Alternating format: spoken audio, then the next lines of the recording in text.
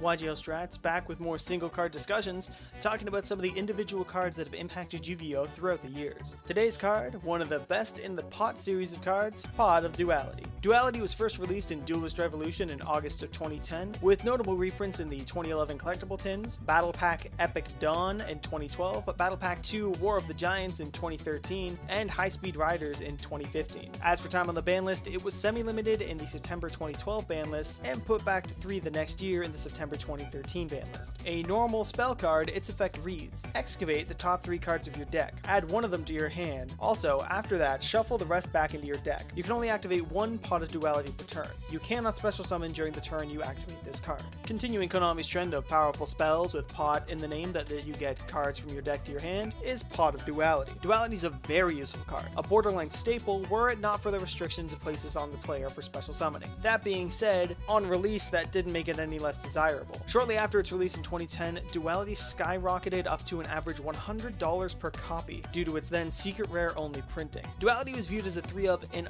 all decks if you could afford it, offering consistency to any and all decks it was in, and withholding the 1-turn delay on special summoning, it was able to give any deck it was in the speed and edge over an opponent in a duel. It's viewed as more than just a draw power card. Upstart is similar in that they're both spell cards that replace themselves in your hand, but Upstart is only ever used to replace itself in the event that you draw it. Duality does more than that. It looks at the top 3 cards of your deck and lets you pick which one to get. The key difference is choice. Upstart gets you the MST that's sitting on top of your deck that you would have had if Upstart wasn't in your deck, but Duality can get you that same MST, or it might get you that Tenki below it to search out a key monster, or even the dark hole below that, which would clear the opponent's board and help you push for game. As said earlier, Duality is only a borderline staple due to its restrictions. Being unable to use it if you special summoned and unable to special summon if you use it, it locks itself out of a lot of decks. Duality works best in slower paced decks. Ones like Fire Fist or Bujin are good examples. As opposed to swarming and intimidating the opponent, they often use normal summons to control the board and like to stall or disrupt the opponent more so than attack them. Duality is good for adding combo pieces for slower, more one combo,